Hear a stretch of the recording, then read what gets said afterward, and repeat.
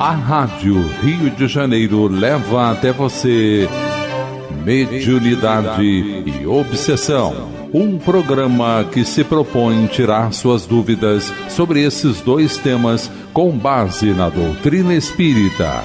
Apresentação: Moisés Santos.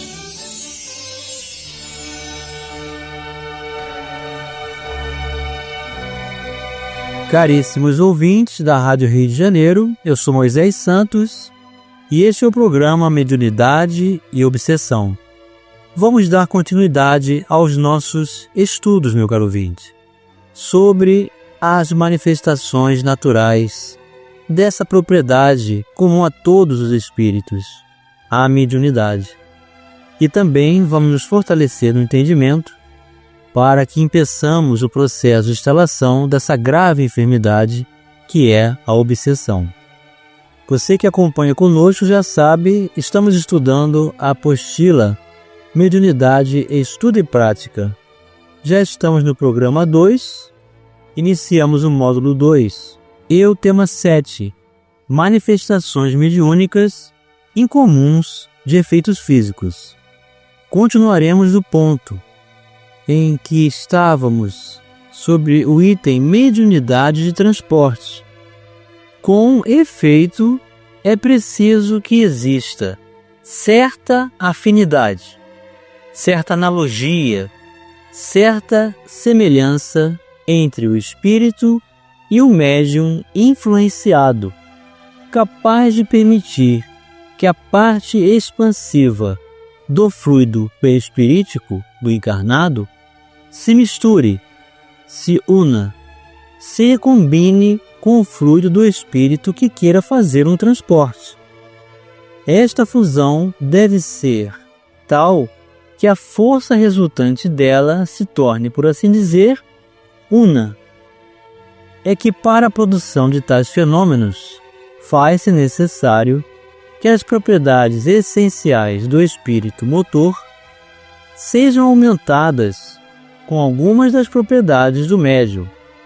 É que o fluido vital, indispensável à produção de todos os fenômenos mediúnicos, é atributo exclusivo do encarnado e que, por conseguinte, o espírito operador fica obrigado a se impregnar dele. Só então ele pode, por meio de algumas propriedades do vosso ambiente, desconhecidas para vós, isolar, tornar invisíveis e fazer que se movam alguns objetos materiais e mesmo os encarnados. Este trecho, meu caro ouvinte, foi retirado do Livro dos Médiuns, tradução de Evandro Noleto Bezerra, em sua segunda edição.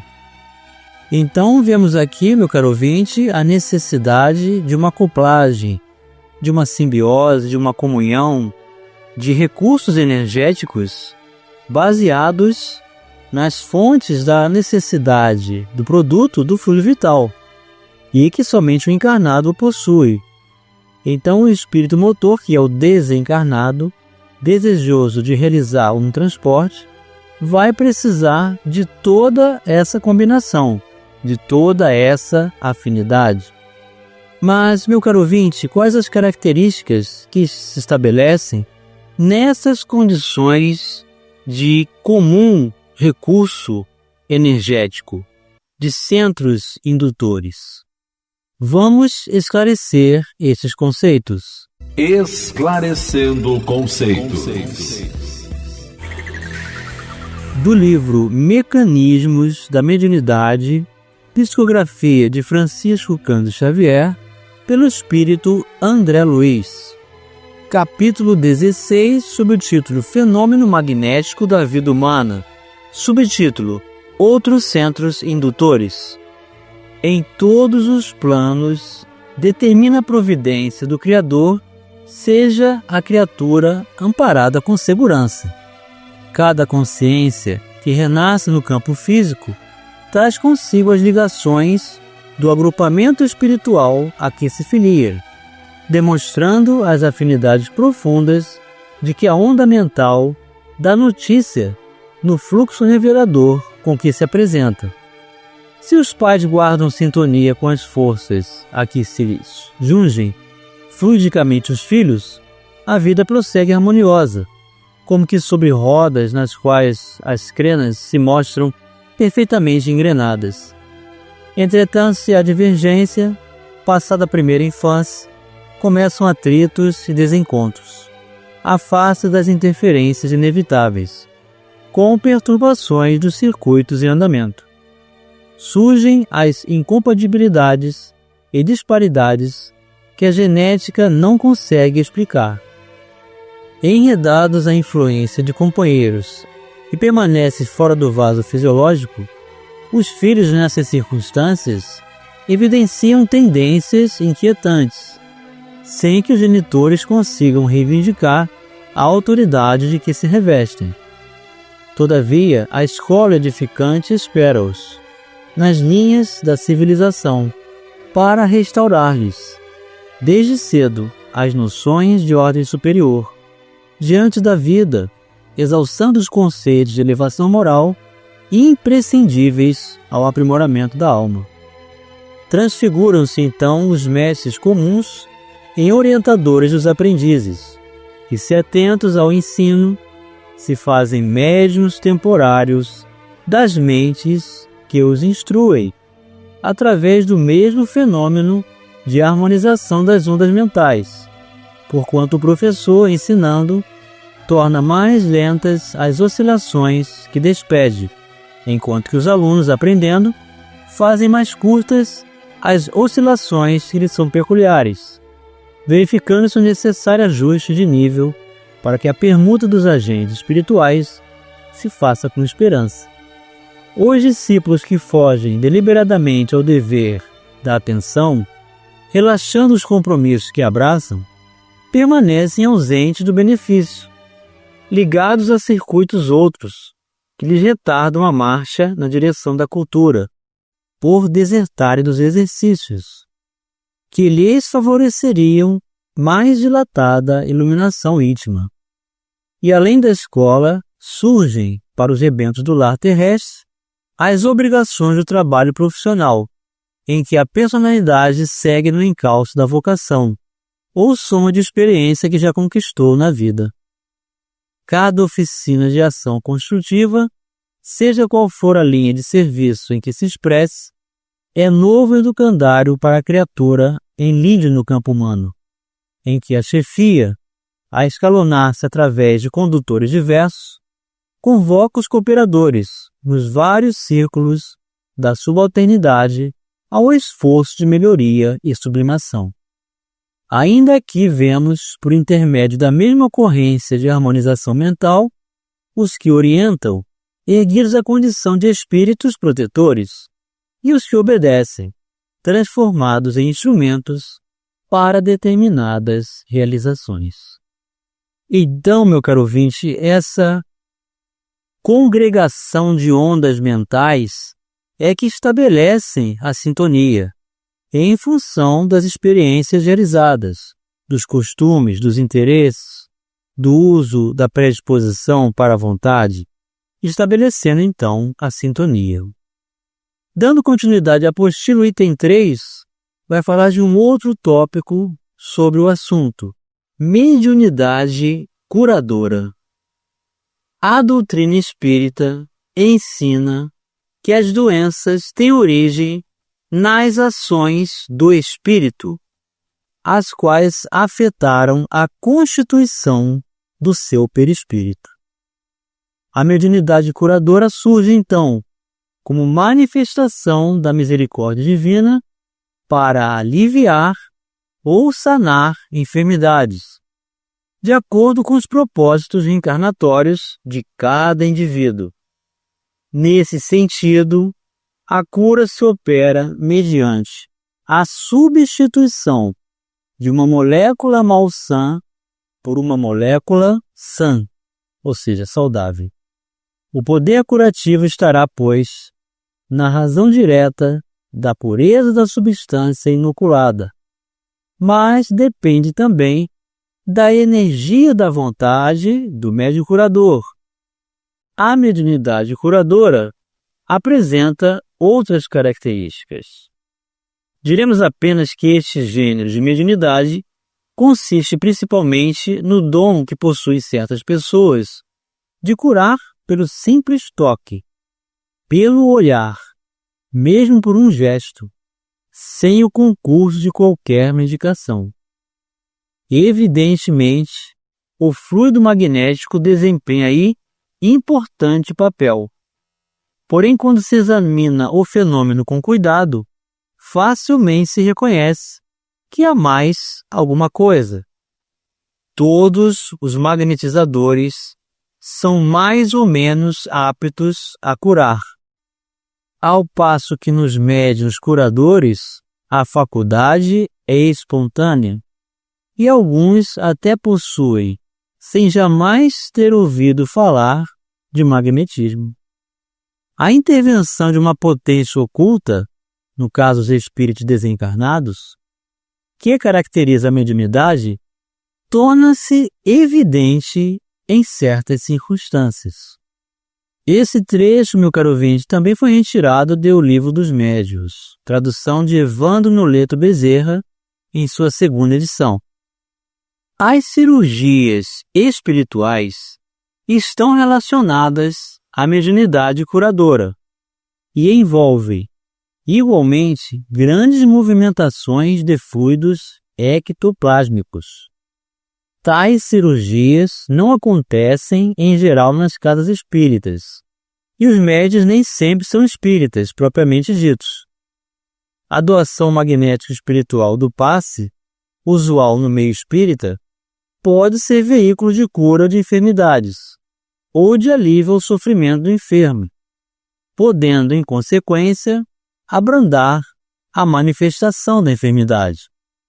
As curas espíritas, quando acontecem, são obtidas pela aplicação do passe, pela magnetização da água, pelo hábito saudável da oração, pelo enriquecimento da fé, obtida por meio de atitudes mentais positivas e mudanças de hábitos negativos.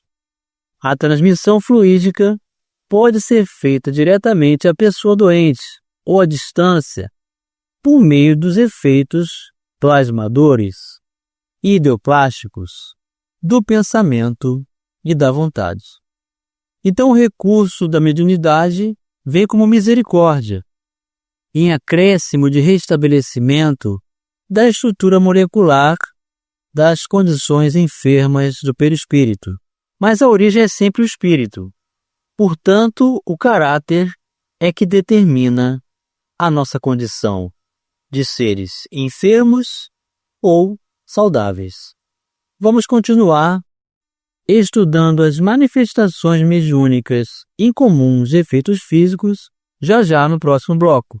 Participe do programa Mediunidade e Obsessão enviando sua sugestão ou pergunta para o e-mail meo@radioriodejaneiro.am.br ou pelo WhatsApp 984867633 aos cuidados de Moisés Santos. A Rádio Rio de Janeiro está apresentando Mediunidade e Obsessão. Apresentação: Moisés Santos. Caríssimos ouvintes da Rádio Rio de Janeiro, voltamos agora para o segundo bloco do nosso programa, em que estamos dando continuidade às reflexões, aos estudos da apostila da Federação Espírita Brasileira, Mediunidade e Estudo e Prática.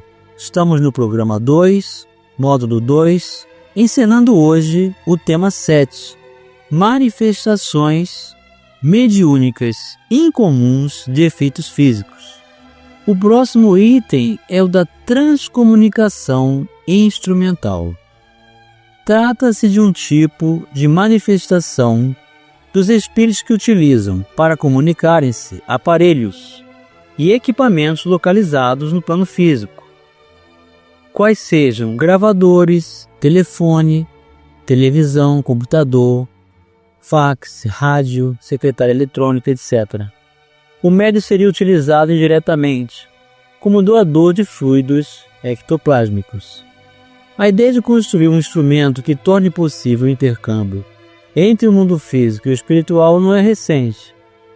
O conhecido inventor e inovador tecnológico, o estadunidense Thomas Alva Edison, que nasceu em 1847 e desencarnou em 1931, mais conhecido por ter inventado a lâmpada elétrica, tentou também construir um desses aparelhos.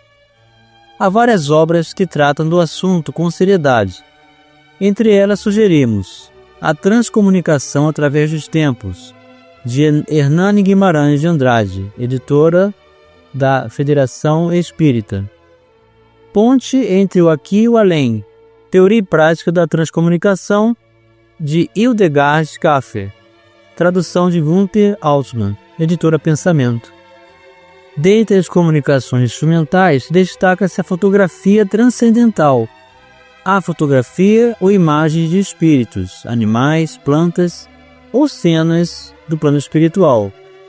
Mas, independentemente do recurso tecnológico utilizado, tem como princípio a ideoplastia, ou criações fluídicas, fenômeno pelo qual o pensamento pode materializar-se, criando formas que muitas vezes se revestem de longa duração, conforme a persistência da onda em que se expressam.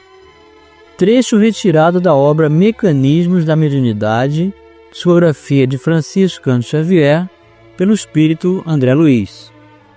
Os processos de ideoplastia integram todos os tipos de manifestações, as de efeitos físicos, como as anteriormente citadas, as que têm como veículo direto os meios tecnológicos, e as de efeitos intelectuais. Os espíritos atuam sob os fluidos espirituais, não os manipulando como os homens manipulam os gases, mas empregando o pensamento e a vontade. Para os espíritos, o pensamento e a vontade são o que é a mão para o homem. Pelo pensamento, eles imprimem àqueles fluidos tal ou qual direção, os aglomeram, combinam ou dispersam, organizando com eles conjuntos que apresentam uma aparência, uma forma, uma coloração determinada. Mudam-lhes as propriedades, como um químico muda as dos gases ou de outros corpos, combinando-os segundo certas leis. É a grande oficina ou laboratório da vida espiritual. E como André Luiz afirma na obra Mecanismo da Mediunidade, todos somos médiuns. Nos centros de atividade referidos em nosso estudo, encontramos um reflexo condicionado e a sugestão como ingredientes indispensáveis na obra de educação e aprimoramento. Urge reconhecer que a liberdade é tanto maior para a alma, quanto maior a parcela de conhecimento que se lhe debite do livro da existência. Por isso mesmo, quanto mais cresça em possibilidades, nesse ou naquele sentido, mais se lhe desdobram caminhos à visão, constrangendo-o a vigiar sobre a própria escolha. Mais extensa mordomia, responsabilidade mais extensa.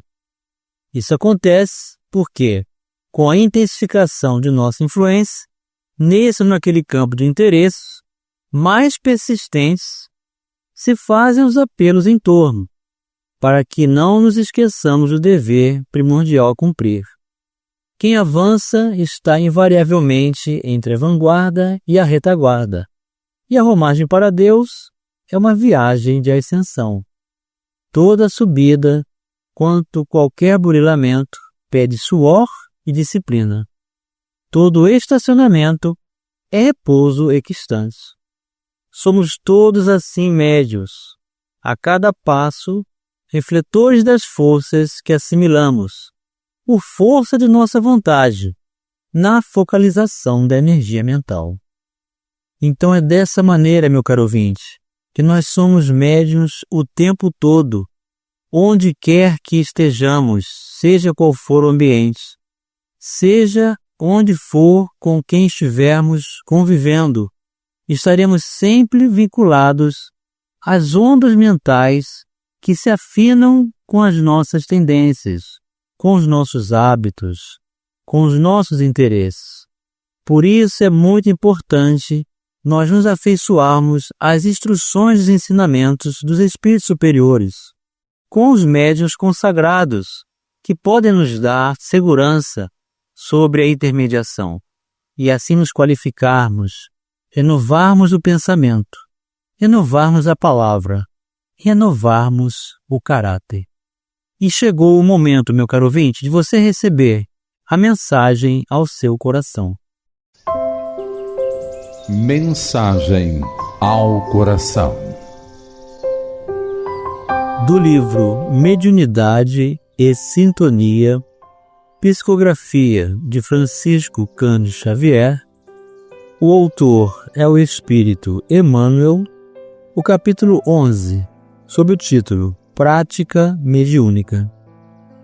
Tudo na vida é afinidade e comunhão, sob as leis magnéticas que lhe presidem os fenômenos. Tudo gravita em torno dos centros de atração e sustentação de forças determinadas e específicas, no plano em que evoluímos para a ordem superior. A mediunidade não pode igualmente escapar a semelhantes impositivos. Almas ignorantes atraem criaturas ignorantes. Doentes afinam-se com doentes. Há entidades espirituais que se dedicam ao serviço do próximo, em companhia daqueles que estimam a prática da beneficência, tanto quanto existem inteligências desencarnadas que, em desequilíbrio, se devotam a lamentáveis alterações da tranquilidade alheia, junto das pessoas indisciplinadas e insubmissas. Obsessores vivem com quem estima perseguir e vampirizar, e comunicantes irônicos somente encontram guarida nos companheiros do sarcasmo. Eis porque, acima da prática mediúnica, examinada sob qualquer aspecto, situamos o imperativo da educação em nossos círculos doutrinários. Amontoam-se vermes onde se congregam frutos desaproveitados ou apodrecidos, assim como a luz brilha onde encontra força ou material que lhe sirvam de combustíveis. O médium receberá sempre de acordo com as atitudes que adota para si mesmo perante a vida. Se irado, sintoniza-se com as energias perturbadas do desespero.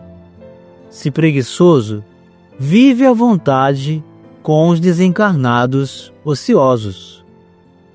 Quem deseje crescer para a espiritualidade superior não pode menosprezar o alfabeto, o livro, o ensinamento e a meditação. Mediunidade não é exaltação da inércia ou da ignorância. O médium, para servir a Jesus de modo positivo e eficiente, no campo da humanidade, precisa afeiçoar-se à instrução, ao conhecimento, ao preparo e à própria melhoria, a fim de que se faça filtro de luz e paz, elevação e engrandecimento para a vida e para o caminho das criaturas. Jesus é o nosso Divino Mestre. Eduquemo-nos com Ele, a fim de que possamos realmente educar. Emmanuel, para os nossos corações de aprendizes, de voluntários, de enfermos da alma que elegeram Jesus como médico.